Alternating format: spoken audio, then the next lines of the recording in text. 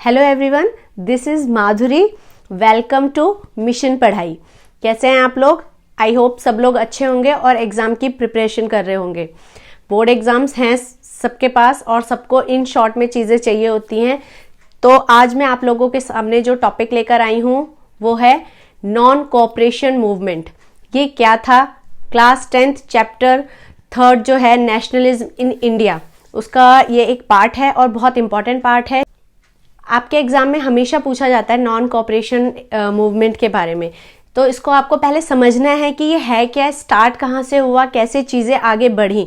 तो सबसे पहले बात करते हैं कि नॉन कोऑपरेशन मूवमेंट से जब भी ये नाम हमारे सामने आता है तो सबसे पहले इससे रिलेटेड किस पर्सन का नाम हमारे माइंड में आता है? तो सबसे पहले हमारे माइंड में आते हैं महात्मा गांधी जी, क्योंकि नॉन कोऑपरेशन मूवमेंट की शुरुआत उन्होंने ही की है। जब भी आपके पास एग्जाम में क्वेश्चन आता है तो आप बेफिक्र होकर इस चीज़ को लिख सकते हैं कि महात्मा गांधी जी ने नॉन कोऑपरेशन मूवमेंट की शुरुआत की थी। अब ये है क्या, इनके माइंड में ये चीज़ें कहाँ से आई, कैसे शुरुआत हुई इसकी? ये बहुत एक बड़ा नॉन कोऑपरेशन मूवमेंट निकल कर आया था। हालांकि इतना सक्सेसफुल नहीं रहा था जितना सोचा गया था, लेकिन तब भी एक बड़ा लेवल था इस मूवमेंट का। हिंद स्वराज ये बुक है, ये एक मैगजीन आती थी उस टाइम, महात्मा गांधी जी लिखते थे, उनके थ्रू ये निकली हुई थी मैगजीन। तो इसमें उन्होंने मेंशन किया है कि जो ब्रिटिशर्स इंडिया पर इतना कब्जा कर रहे हैं और उनको इतना डोमिनेट कर रहे हैं इंडियंस को, ये सिर्फ और सिर्फ किस वजह से है? इंडियंस के कॉपरेशन की वजह से है। ठीक है, अब आप लोगों के माइंड में आएगी कि कहाँ इंडिया के लोग कहाँ कोऑपरेट कर रहे थे, हम लोग तो ब्रिटिशर्स को भगाना चाहते थे, हम लोग नहीं चाहते थे कि वो हमारे देश में रहे, तो हम कहाँ से कोऑपरेशन कर रहे हैं। लेकिन सोचने वाली बात यह है कि गांधी जी ने इस चीज़ को रियलाइज करवाया कि हम इनडायरेक्टली कहीं ना कहीं ब्रिटिशर्स को बहुत ज़्यादा सपोर्ट कर रहे हैं, कोऑपरेट कर रहे हैं। कैसे कोऑपरेट कर रहे हैं? जैसे जो ब्रिटिशर्स ने स्कूल खोले हुए थे, आखिर उन स्कूल्स में बच्चे जा रहे थे ना पढ़ने, टीचर्स उन स्कूल्स में पढ़ा रहे थे ना, वो इंडियंस ही थे ना। अगर हमें बॉयकॉट करना है तो हमें पूरी तरीके से करना चाहिए, बट यूनिवर्सिटीज़ में, कॉलेजेस में, वहाँ पे जो प्रोफेसर्स थे वो भी इंडियंस थे, जो बच्चे थे वो भी पढ़ रहे थे, जो लिक्वर वगैरह की शॉप्स उन्होंने वहाँ पे इंडिया में इस्टेब्लिश की थी, लोग आखिर उससे डील कर ही रहे थे, है ना। तो इनडायरेक्टली हम क्या कर रहे थे? हम जो भी ब्रिटिशर्स हमारे साथ हमसे करवाना चाह रहे हैं, बेसिकली वो करा देते थे। जितने भी हम कहेंगे आर्मीज वगैरह में अगर आप भर्ती देखोगे तो ब्रिटिशर्स के थ्रू जो शुरू की गई आर्मी थी उसमें सबसे ज्यादा इंडियंस थे। सिविल सर्विसेज ब्रिटिशर्स ने शुरू की थी और इसमें भी इंडियंस पार्टिसिपेट करते थे और ब्रिटिशर्स के एडमिनिस्ट्रेशन में इंडियंस बकायदा काम कर रहे थे, है ना। तो ये सब चीजें क्या थी? ये एक तरीके से इंडियंस जो थे वो सहयोग कर रहे हैं ब्रिटिशर्स का, सो दैट उन्होंने इतना बड़ा अपना जो साम्राज्य है उसको बढ़ा रखा है यहाँ पर, है ना। तो हमें क्या करना है? हमें उनको बिल्कुल बॉयकॉट कर देना है, हमें चीजें यूज करनी ही नहीं है, हमें उनसे कोई मतलब होना ही नहीं चाहिए। क्यों? क्योंकि जब हम उन्हें सपोर्ट नहीं करेंगे तो ऑटोमेटिकली उनके जो सारी चीजें हैं, उनका जो सारा काम है वो ठप पड़ जाएगा। ठीक है, तो ये कहना था गांधी जी का। तो इस चीज को वो बहुत बड़े लेवल पे लाना चाहते थे, बट ये वाला जो मूवमेंट होगा वो किन पार्ट्स में आगे बढ़ना चाहिए, उसका एक आइडिया क्या होना चाहिए कि स्टेप बाय स्टेप हम उसको कैसे लेके चल सकते हैं, ये चीजें भी गांधी जी ने बताई। तो सबसे पहले उन्होंने क्या कहा कि हम ब्रिटिशर्स को कैसे बॉयकॉट कर सकते हैं, हम उनसे जो भी रिलेटेड चीज़ें हैं सबको हमें डिनाई करना होगा, मना करना होगा। जिसकी शुरुआत उन्होंने कही कि जो भी टाइटल्स ब्रिटिशर्स ने बड़े बड़े लोगों को दिए हैं, हम क्या कर सकते हैं, हम उन टाइटल्स को क्या कर सकते हैं, वापस कर सकते हैं। जैसे इसी के बीच में रविंद्रनाथ टैगोर जी ने अपनी जो उनको ब्रिटिशर्स ने नाइटेंगल की एक टाइटल दिया हुआ था, उन्होंने वो वापस कर दिया था। तो इस तरह के काम जब हम करेंगे कि हाँ हमें नहीं चाहिए आपका कुछ भी, आपके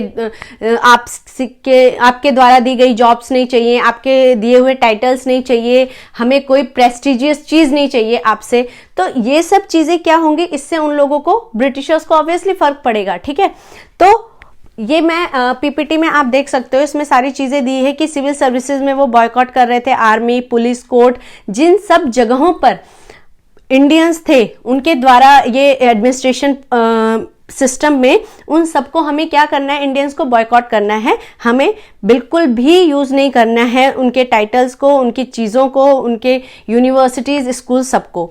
ठीक है, अब क्या हुआ, गवर्नमेंट क्या करेगी, ऑब्वियसली गवर्नमेंट इस चीज के अगेंस्ट होगी। कौन सी गवर्नमेंट, ब्रिटिश गवर्नमेंट अगेंस्ट होगी। ऑब्वियसली उसे थोड़ी पसंद आएगा कि इंडियंस बॉयकॉट कर रहे हैं इन सारी चीजों को।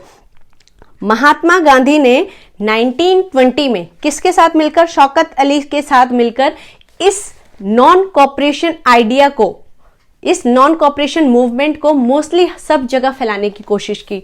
ठीक है, अब इसमें क्या था, एक क्या कह सकते हैं, उस टाइम इंटरेस्टिंग चीज चल रही थी, या थोड़े से क्लैशेस थे किस चीज को लेकर, कि महात्मा गांधी कांग्रेस से रिलेटेड थे, है ना। कांग्रेसी जो बहुत सारे लोग थे, वो हम कह सकते हैं गांधी जी कांग्रेस से ही जुड़े हुए थे। तो जो कांग्रेस के लीडर्स थे, अब उनको बात तो माननी थी गांधी जी की, लेकिन उनके मन में एक ये भी चीज चल रही थी कि अब 1920 में प्रोविंशियल इलेक्शंस होने वाले हैं, जिसमें इंडियंस को पार्टिसिपेट करने का मौका मिलेगा। ठीक है, बट अगर ये चीज हम ये करने लगे, बॉयकॉट करने लगे चीजों को, तो दैट मीन्स हमें वो इलेक्शंस को भी बॉयकॉट करना पड़ेगा।